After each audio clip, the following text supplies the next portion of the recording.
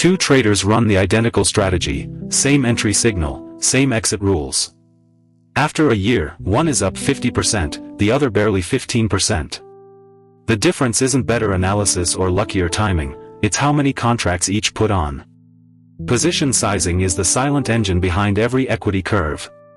Most people treat it as damage control, but that misses the point. Proper sizing is an alpha source in its own right. It extracts the full mathematical expectation from every edge you have.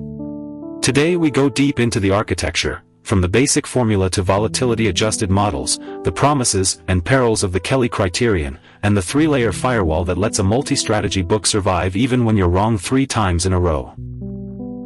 Most traders believe their edge is in the chart pattern. It isn't. The real edge is surviving long enough for your edge to play out.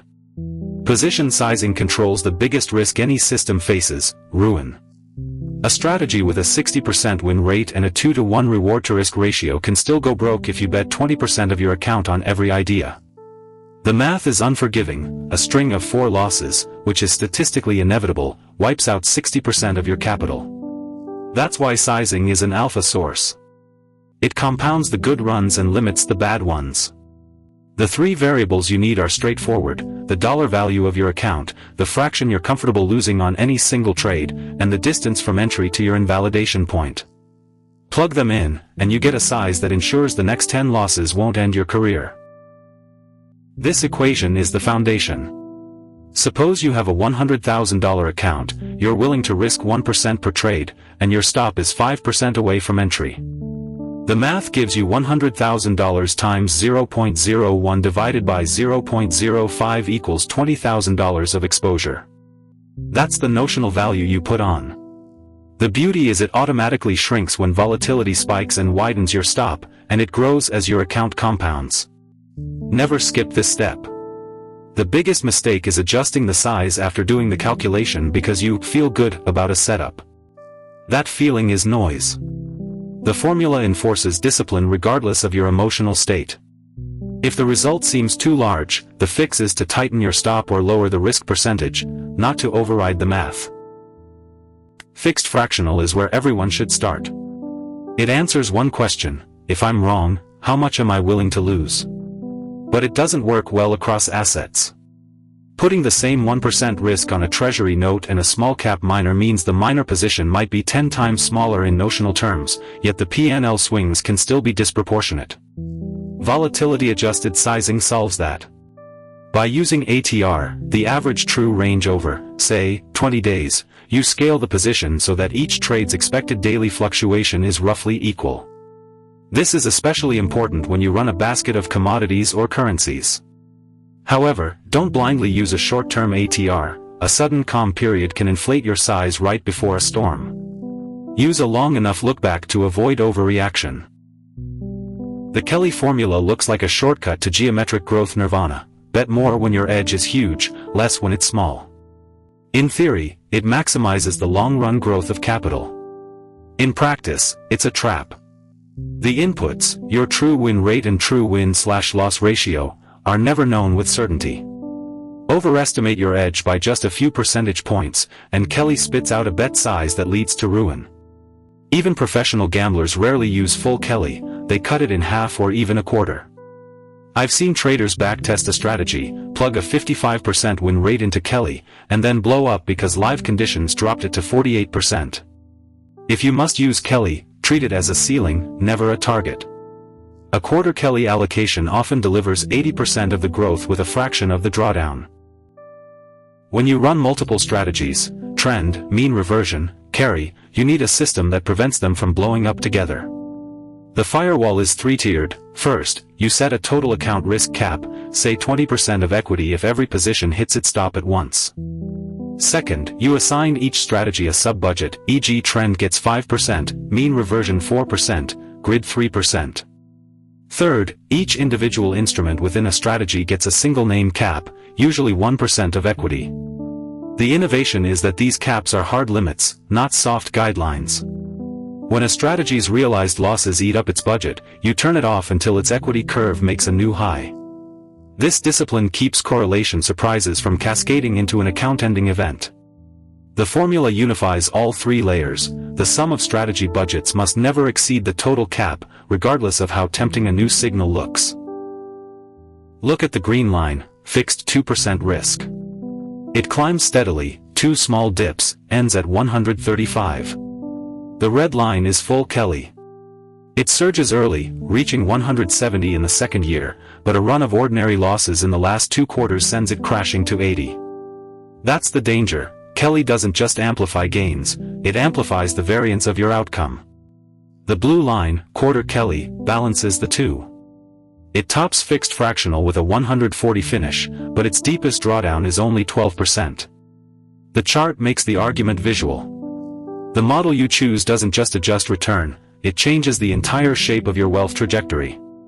For most systematic strategies, a fixed risk or a heavily fractional Kelly delivers the smoothest ride with almost no chance of ruin.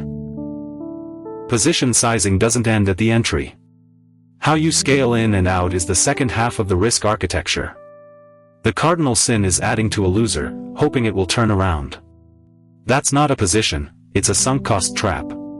Pyramid adding, big first, smaller later, locks in the best average price while capping the damage if the move reverses.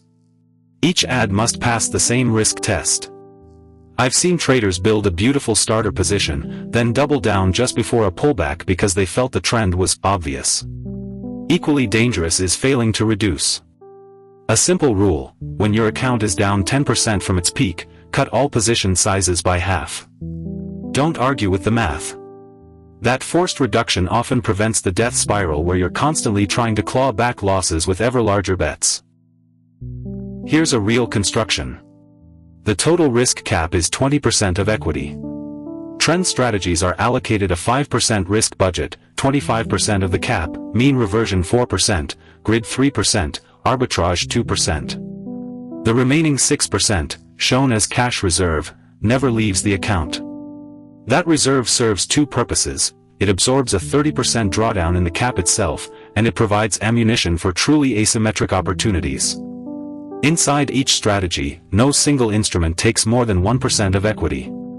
This means even if all 4 trend positions hit their stops at once, the damage is 4% of equity, annoying, but not career-ending.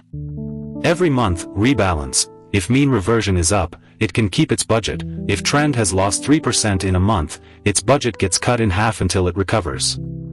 That's risk budgeting, not just position sizing. These 4 errors claim more accounts than any black swan. Revenge sizing is pure emotion, it overrides the probabilistic foundation of your system.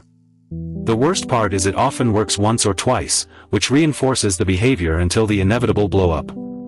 Overconfidence is more insidious because it creeps in slowly. You don't realize you're breaking your rules until a normal drawdown erases months of gains. Correlation blindness is a quant's nightmare. You think you're diversified because you hold copper, Aussie dollar, and a mining stock, but they're all China-linked plays. Liquidity risk is the silent position killer. You calculate a perfect size, but when the market gaps and you can't get out, your risk model meant nothing. Each of these has a simple rule-based fix.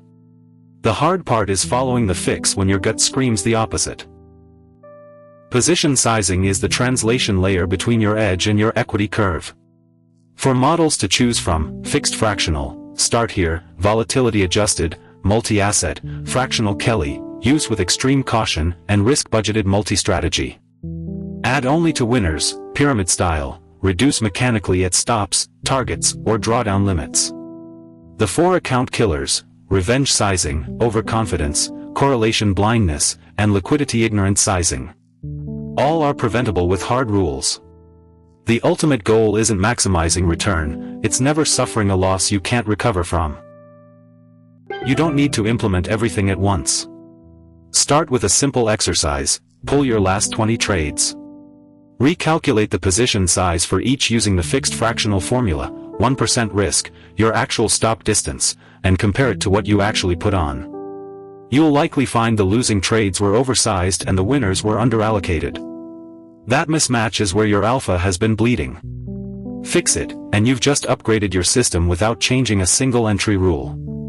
Share this with a trader who keeps winning then giving it all back. They need the math more than they know.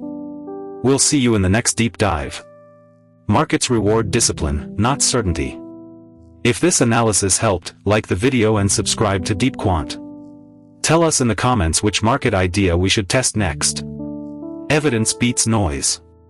Control risk before chasing returns.